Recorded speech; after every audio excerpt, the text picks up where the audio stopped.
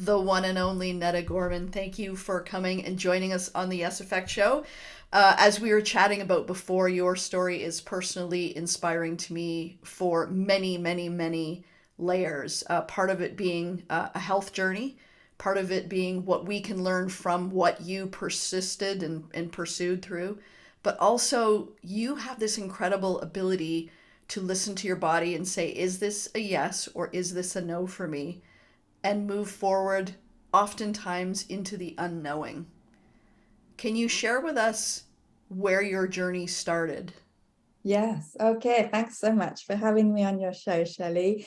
Um, it's difficult to pinpoint when it started, but what I can tell you is that when I was 45, I'd been suffering from digestive issues, chronic constipation, to be, between you and me, since my late 20s. And so it gradually got worse and worse and worse until I was going to the bathroom like once a week, if I Oh, was wow. lucky. Yeah. And it was, you can imagine how uncomfortable that is. And excuse me, and basically how toxic it was to my body and my well-being. And yet I'd been to see all the doctors, and they'd done all the tests, and they told me to eat more fiber, and I was doing that, and nothing was getting better. In fact, as I learned later, the fiber was actually making things worse. But I didn't know what else to do. And sort of the only other thing that I could think of doing is something different than what I'd always done. Mhm. And finding what that was the challenge. But at some point, and I don't remember all the details, but at some point I got my brother actually got me in touch with a nutritional therapist that worked with him. And she was based in the States and I'm in Canada. And we had a chat. And actually, what came out of that was that she said, Netta, have a go, give it a try for 2 weeks only to stop eating sugar, flour, and sweeteners, and to see whether that's going to make any sort of difference in your digestion. And I just thought she was crazy. I was like, who would do such a thing? And why are you telling me to take away all the foods I love? What I need is a solution and not another layer to my problem, Another you know? gift. Yeah. So, so I mean, it was just a no, a hard no from me. Before it became a yes, it was a no, you know. And I rejected it and I resisted it for weeks. And it was only when I realized, oh, hang on, things are not changing, nothing's getting better. And when I got to this sort of realization of, well, I'll give it a try. What have I got to lose? Things are not getting any better. I've tried everything else. I might as well give it a try. And I have to say, credit due to that sort of part of me that's open-minded enough to step over the no and over the resistance and say, oh, okay, I'll give it a go. Yeah. Let me jump in on that. So, how many other things have you tried? Because the thing that I have witnessed again and again and again is so many people will experience either not feeling well or not feeling optimal or an actual, illness or something that they're challenged with health-wise. And while they will try, the first thing, the second thing, the third thing, what I notice more than anything else is what eventually happens is they start to see themselves as just an unwell person, just a shoulder shrug.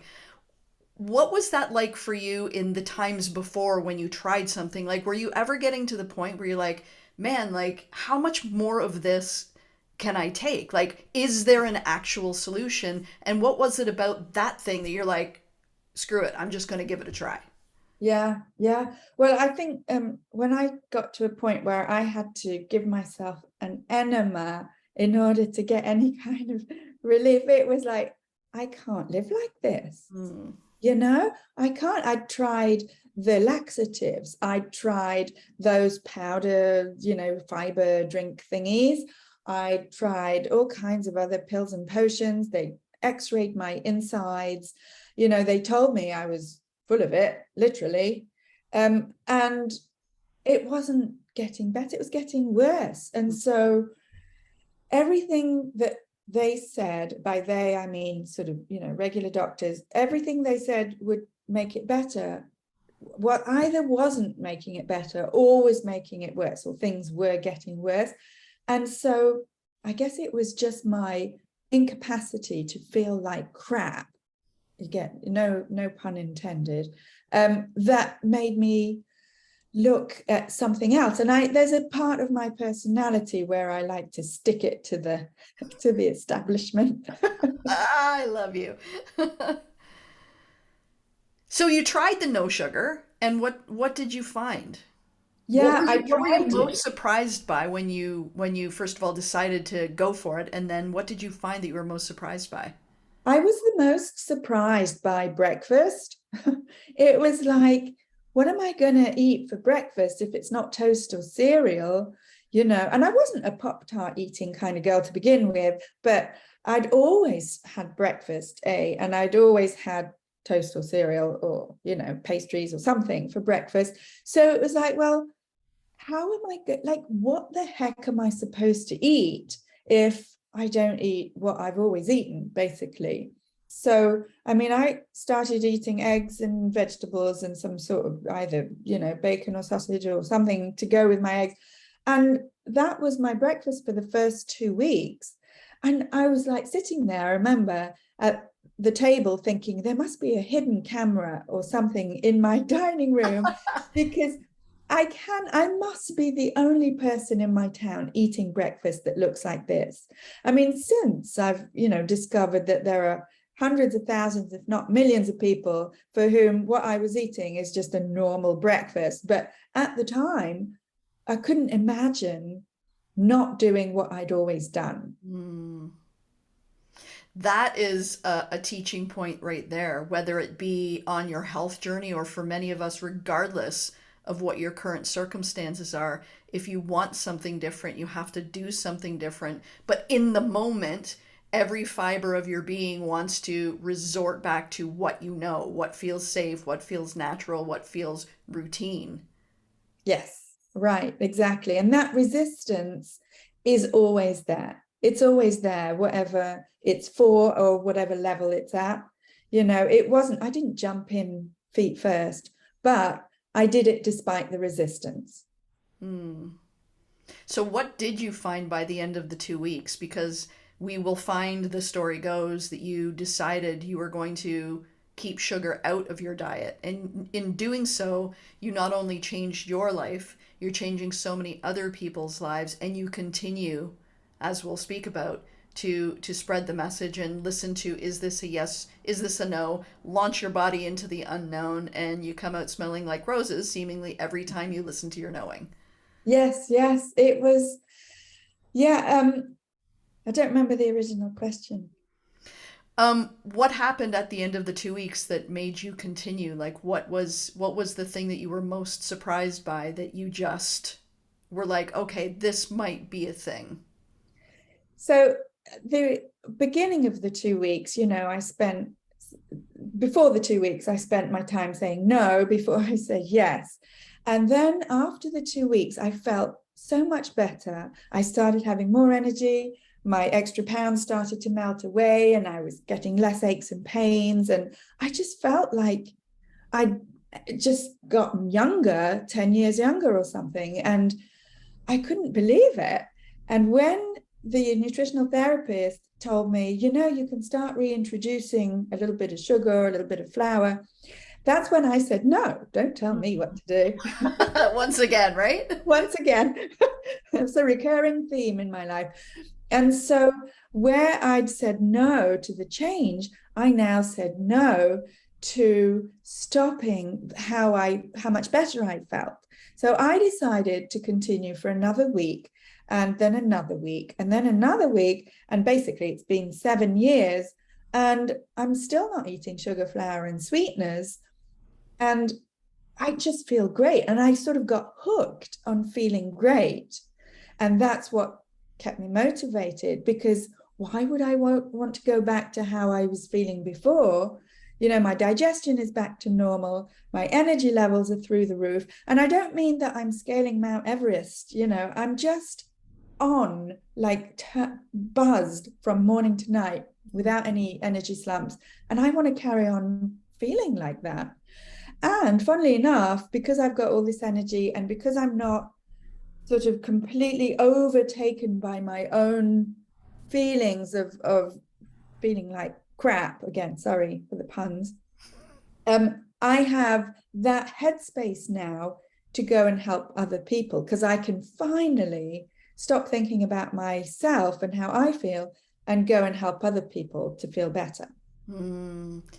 What do you find the biggest challenge when people approach you and say, like, what is it you're doing? You're so vibrant, you're so alive, you're so healthy, you just glow. And so when people ask you, what are you doing?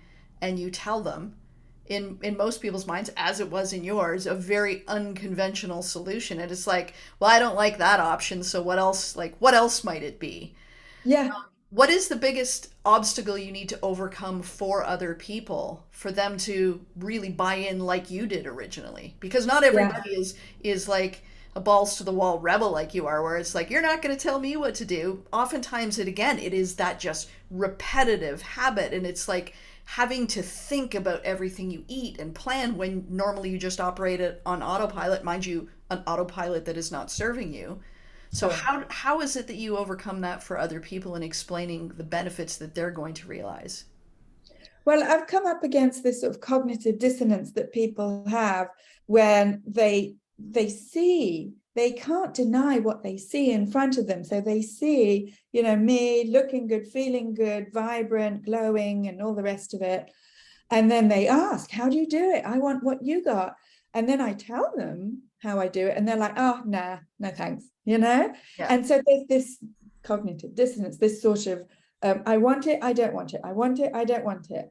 And I've come across it so often that now I just expect it and accept it as being part of this whole sort of mindset shift, which is not without its um, bumps in the road. And I had it myself, so I do recognize it and I do understand it.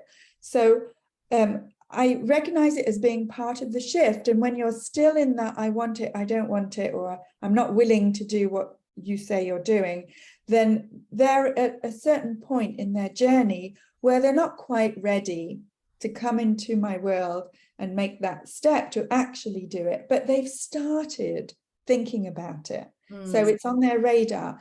And when people come and let me help them, is when they're one step further, when they're like, I I know it's not what I would naturally go for, but I've tried everything else Mm. and I want what you have more than I'm resisting what you have. Right. Totally makes sense. Like you first hear about it and it sounds like, well, first of all, it can't be that simple. Second of all, everybody loves their sugar and it's everywhere. That's the thing. Like it is everywhere. Sure. And then it gets to the point where you're like, what I am doing is actually not working anymore. Yeah. So in in addition to correcting your health issues, what happened to your body? I know many women are motivated by wanting to lose pounds. Like, if your lifestyle stayed pretty much the same in terms of your activity level or what have you, what were the physical changes? I know you talked about your skin is radiant, but can you talk about the sort of contrast before versus after and in what period of time? Yes. So I've been lucky all my life because I've never had really a weight problem. So I wasn't overweight, but I did have about 15 pounds to lose, and I'm pretty small to begin with, post baby weight to lose. So that I'd always believed and been told that, you eat less, you move more, you watch your calories, and that's the way to lose weight. And that apparently hasn't been working that well for millions of people. So maybe that's not quite accurate. But when I cut sugar, flour, and sweeteners, that extra weight fell away, like melted away naturally. I couldn't believe it. That had never happened before. And so not only did that extra weight on, in all the places where you want it to melt away, so around your belly and on your hips and your bum and stuff, that all went away. And so I sort of got my 20-year-old body back, which is nice. Not just how I look and the shape of my body, but also how I move. And so my movements have become more supple. I don't get the aches and pains that I used to have. And I thought aches and pains were part of, being in your 40s and onto your 50s and getting older. No, they're not. This isn't normal. It may be common, but it's not normal. So that was amazing for me. And so it's just, I feel that my body is now serving me as it should. And as an extra bonus, it's also helping as a role model for my 14-year-old daughter, who sees before her a mother who loves her body, loves how she looks, loves how her body serves her, and loves her food.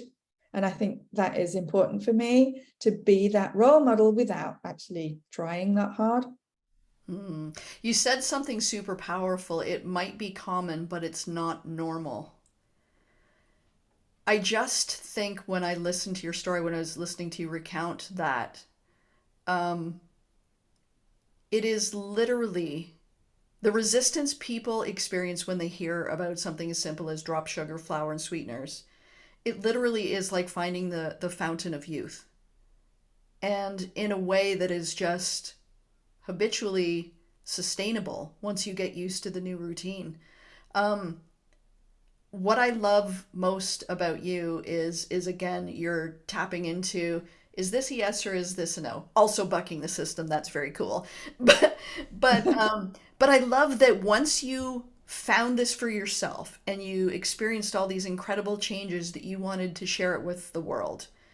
How I came to know you is you came into my course called Get Featured: How to Land, Lead, and Leverage a Magnetic Interview, and you sashayed into that course saying exactly this, like, I've discovered this thing that is going to help the quality of life for millions of people, and I want to find a way to share that message. Can you talk about the next step, which was like, okay, I was having a problem that I corrected. Now that I've corrected it, I know that so many other people could benefit from this. Can you talk about you, the human being who have experienced this incredible transformation and basically found this magical elixir that really is so simple, but now you, the person, has to step into the spotlight and be the person who's, potentially coming up against the same resistance that you initially felt when you started hearing about this solution?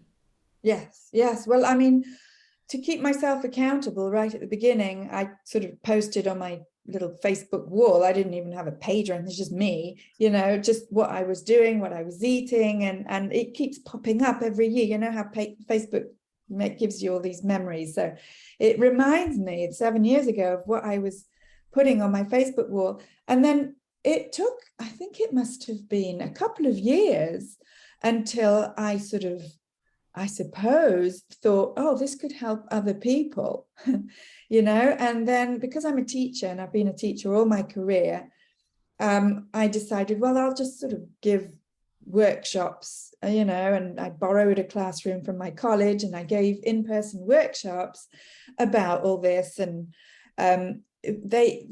people came and they listened and they wanted to know how, not just how I was doing it, but how they could do it. And I think to a certain extent, they wanted to have permission to do it and to do it their way and to get the thumbs up from me. Because since then, I've learned there's as many ways of cutting sugar as there are people. You don't have to do it exactly like me. In fact, please don't be exactly like me. I encourage people to be like them.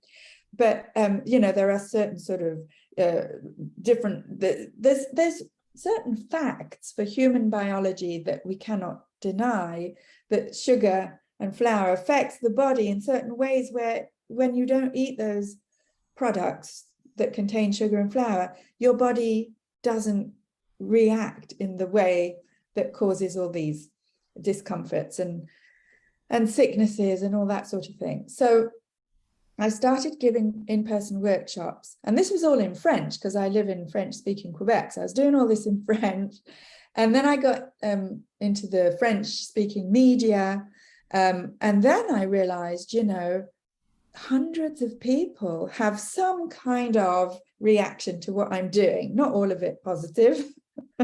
It's not always fun to be in the media, but at least it got people thinking.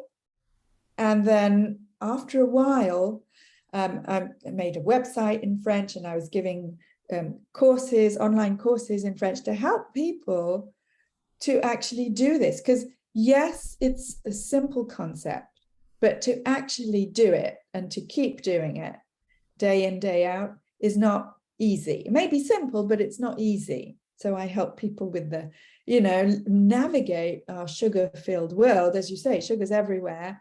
And so the social pressure to consume sugar is strong. And believe me, when you don't consume sugar anymore, the social pressure to consume it again is even stronger, as I found out. Yeah, I guess it flares up in other people. Yeah. Whenever somebody's at a function and they're like, you know what, I'm not actually going to have a drink, or in this case, you know what, I don't eat sugar. It flags often something in the other person that resonates with themselves. It's like, well, why not? Because if I can bring you back over to the dark side, then I don't have to feel as bad about myself. Yes, absolutely. So, what has been your favorite case study or testimonial or story of somebody who has found you, purposefully or accidentally, implemented what you're teaching, and has been the result that they have been able to take advantage of? Well, I have to go back to the beginning of 2021, which was right after I followed your course. And, I sort of committed myself to bringing out this podcast, which is now close to 200,000 downloads, and called the Life After Sugar podcast. And since it came out for the beginning of 2021 and still today, I've had people who have listened to the podcast, and then they take me on their walks with them, in their ears, as it were.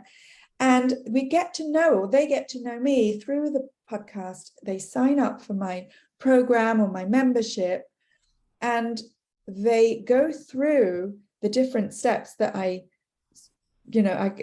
teach them about. And it's not, you should be eating this and not eating that. It's all about transforming their relationship with sugar. And that sort of awareness that they develop makes all the difference. And they found, first they come in thinking, I can never do this in a short number of weeks. And then in an even shorter number of weeks, they're telling me, I've done it. Mm. And is everybody's experience similar to yours in the way they feel? And inflammation living in the body is the cause of so many things, and I know that sugar and flour in particular are major causes of inflammation. So I can only imagine people hop on this and eliminate it from their diet. They've got to be feeling a similar sort of experience that you went through. Yes, similar physically, definitely. The way they get there is different. So people come in with different types of emotional connections to sugar and flour. So, where some people, it takes a while to sort of get to the heart of, why am I so connected to a certain type of food? Is, maybe their parents used sugar as a reward when they were younger. Maybe, they use it as an emotional soother, or any other type of emotional connection to sugar and flour. That's what makes it so difficult to let go of. It's not the food so much itself, it's what it represents for us. Mm-hmm. So people have found that, yes, once they get through those steps of letting go of that emotional connection, it's almost like a mourning process to let go of the emotional connection we have with sugar or those types of foods. Once they've gone through the program with me and they've managed to do that with my support, my help, my guidance, then they realize, oh, and physically, I feel so much better. I want to circle back real quick on you starting the podcast. So, again, you came through the course Get Featured, and one of the modules or components in the course, in addition to getting featured in the media or on different podcasts or things like that, one of the bonus modules was create your own opportunity. And one of the things we spoke about is, one of the ways to do that is starting your own podcast. So once again, Netta Gorman, who doesn't know anything about the equipment. Is anybody going to want to listen to a show about sugar? I don't know how to interview. I don't know anything about uploading. But once again, you tap into, but this is a yes for me. For those people who are listening, whether it be about sugar or whether it be about the thing that they want to start, because what happened was you listened to your knowing. It was a yes for you.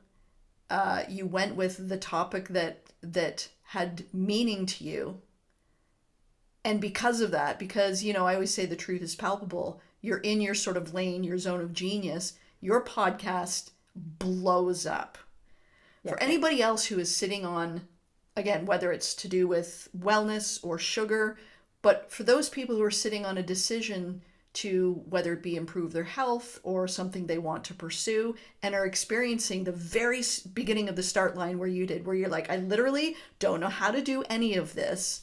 What advice would you give to those people? Yes, I think for myself at least, a yes is despite a no. So it starts off as a no. What, all these doubts, I had them all. Will anyone want to do this?